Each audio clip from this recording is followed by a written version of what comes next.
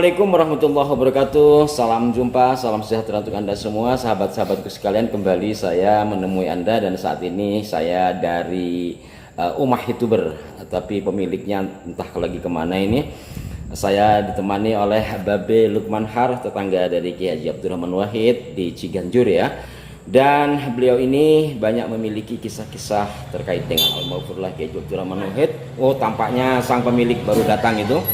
Dan sahabat-sahabat, ada kisah menarik yang mudah-mudahan menjadi inspirasi bagi kita semua. Kita simak penuturan dari Babe Lukman Har. Ya, assalamualaikum warahmatullahi wabarakatuh. Waalaikumsalam. Kabarnya Gus gimana? Alhamdulillah baik. Ini orang kampung yang ke kafe ini. Kita mau ngobrol tentang Gus Dur. Babe dulu pernah cerita deh, kayaknya pernah jalan terus sampai anjing saja itu diam. Mungkin titik poinnya di sana. Gimana kisah sebenarnya itu, Be? Jadi begini ya, namanya sosok Gus Dur kita sudah nggak asing lagi lah, semua orang juga tahu dan paham sekali bahwa beliau tuh ya kalau menurut saya sangat sakti gitu. Sakti memang. Kita punya waktu itu majelis zikir di PHI di sana di Ciganjur. Tiap malam Jumat dilakukan itu tidak lepas daripada kirim Fatihah, walaupun di waktu itu masih hidup, tetap kirim Fatihah mohon keberkahannya dari beliau. Dan ada suatu pengalaman yang menarik dari Gus Dur itu, waktu itu belum jadi presiden, ada satu tempat habis pulang tahlilan gitu. Kebetulan saya berdampingan bareng gitu kan jalan. Nah, ada binatang anjing tuh gonggong terus, nggak berhenti gitu. Orang lewat terus gonggong terus gonggong terus. Nah, begitu Gus Dur mau melewati, sebelum melewati kira-kira beberapa meter, sekitar 10 meter, langsung dia ngerengkuk gitu, begini aja. Nggak ada gonggongan sama sekali sampai lewat juga gitu. Saya sempat juga nanya dengan beliau gitu, saya ikut ngerandeng juga, bisik-bisik ya, dia cuma bilang ya ada ilmunya gitu. Gus boleh dong Gus gitu. Apa sih kira-kira? Ya nah dia rahasia lah itu, ada sesuatu yang diberikan dengan beliau. Oh sangat sampai seperti itu, sebetulnya yang dikasihkan itu baca sangat sederhana tapi sesuatu yang tepat, kebutuhannya, hitungannya, nah sampai seperti itu. Nah itu adalah ilmu tata cara, saya pikir begitu.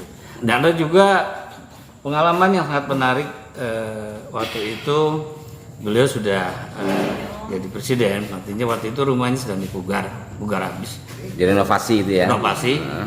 Nah tiba-tiba kalau nggak sore hari itu datang tukang bertiga datang ke tempat saya itu, ke rumah. Ustadz, saya dipanggil Ustadz, padahal saya nggak mau dipanggil Ustadz, kenapa? Berat Ustadz itu. Saya masih senangin panggil Babe aja. Kenapa? Saya minta tolong Ustadz. Kenapa? Ini saya kok mengeluarkan lemari di kamar Gus Dur itu kan kecil gitu. Tapi saya berapa orang nggak bisa keluar. Loh, kok bisa begitu? Udah saya gotongan apa nggak bergerak sama sekali Ustadz. Coba ceritakan dulu gimana sebenarnya. Jadi saat itu pas istirahat siang, nah kira-kira sudah mau mulai lagi tuh, saya bilang sama teman-teman gitu, yuk kita keluarin yuk itu lemari di dalam itu kamar Gus Dur gitu kan. Ada yang nyetok gini, udahlah sendiri juga kuat, udah berdua aja gitu, udah keluarin berdua aja, rame-rame gitu. Nah sebetulnya saya juga dibilang itu mau ngeluarin ya berdua, kalau sendiri kan harus dorong-dorong, kalau berdua itu kan enak tinggal diangkat kan gitu. Nah akhirnya ya sudah, saya minta tolong sama teman saya berdua. Begitu mau diangkat tidak bergerak sama sekali, bertiga, berempat, berlima semuanya ikut tidak bergerak sama sekali.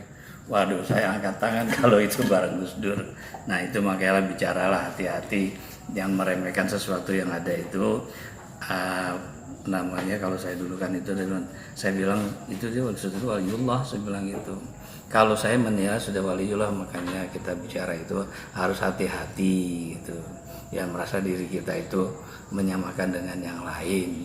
Artinya itu rumah-rumah Gus Dur jangan dibuat sembarangan. Saya angkat tangan, kalau gitu bilang saja, saya bilang itu laporan dan langsung dengan Gus Dur. Nah saat itu Gus Dur kalau nggak salah dia Sementara rumah Jarur Pasi dia tinggal di apa namanya ya, yang di belakang Ragunan itu. Paso. Rumah Paso itu kalau nggak salah rumah si Profesor Alwi Shihab. Alwi Shihab ya. Iya, Alwi Shihab. Dia tinggal di situ sementara. Dan satu-satunya harus ke sana bilang Gus Dur gitu. Ya udah, baik Ustaz kalau gitu, terima kasih. Nah, selang beberapa hari, kalau nggak salah seminggu apa, dia laporan tuh ketemu. Alhamdulillah satu. Udah kan itu. Terus Gus Dur bilang apa? Ketawa aja, ya udah angkat aja gitu, keluarin aja baru bisa itu. Nah itu sangat luar biasa pengalaman. Izin setelah diizinkan ya. Ya. Kalau dari sisi supernatural, Babe bisa melihat ada apa kenapa nggak bisa diangkat itu? Ya orang seperti beliau itu kan dia tidak mencari khodam. Gitu. Artinya khodam itu ya mungkin dari bangsa-bangsa yang kasat mata, yang memang yang selalu ingin mendekati beliau gitu. Dan nggak rela kalau ada yang meremehkan mungkin gitu. Tidak rela kalau istilahnya ya. Kok tuannya kok gitu loh, yang disukai, yang disenengin kan gitu. Disepelekan. Oh digampangin begitu aja, mungkin kan seperti itu. Kalau kembali lagi kepada kisah awal tadi, Beh, yang bacaan ya sampai anjing saja merunduk, itu bacanya panjang nggak sih? Itu rahasia lah itu. Ya nggak panjang nggak? Nggak, pendek. Pendek, dan itu umum ya? Umum sekali Umum. itu. Hanya saja ya berapa kalinya atau tanah apa dan apa bacaannya juga gitu ya. Waduh, nih saya kalau dapat kayaknya bisa saya bacakan ke para netizen ini biar nunduk juga. Tapi emang itu apa adanya ya, seperti itu emang sangat. Ya kesan saya memang dari dulu itu sebelum jadi presiden pun setiap kegiatan pengajian di rumah saya itu tiap malam Jumat itu selalu saya kirimkan Fatihah, ya minta barokahnya lah, tabarukan istilahnya, berwasilah dengan orang-orang yang alim, waliullah yang saya anggap sudah wali gitu, seperti itu. Karena manfaatnya itu banyak sekali lah, saya juga rasakan. Kita hanya kirim Fatihah terus secara terus menerus. Ada suatu saat kejadian saya dapat petunjuk, dapat isyarah bahwa Gus Dur itu akan menjadi presiden. Itu sangat luar biasa waktu itu. Sampai secara tidak sengaja, saya juga tidak berani menyampaikan apapun pada orang lain. Secara tidak sengaja waktu itu ada wawancara dari Suara Karya pas lagi saya di kegiatan di Taman Mini. Nah ibu siapa saya lupa itu, dari Suara Karya, orang udah tua waktu itu wartawannya. Nah dia iseng-iseng menanyakan, saat kira-kira nih menjelang ini siapa yang kira-kira jadi presiden ini? Saya bilang kalau saya merisyarah saya dapat tunjuk itu Gus Dur. Kagetnya itu, kaget. Masa sih Ustaz? Ya itu isyarah seperti itu. Tapi ya alhamdulillah ya namanya isyarah ya mungkin ya petunjuk dari Allah, wallahu alam, itu kejadian. Alhamdulillah terbukti ya. Ya terbukti. Ini kan sudah haul yang ke-14, berarti tanpa terasa yang 14 tahun Gus Dur telah meninggalkan kita. Ada pesan barangkali buat netizen kita?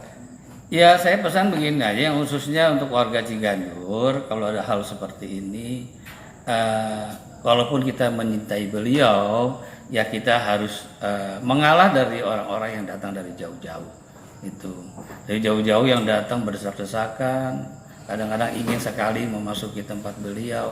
Nah kita yang di daerah Ciganjur ini ya mengalah.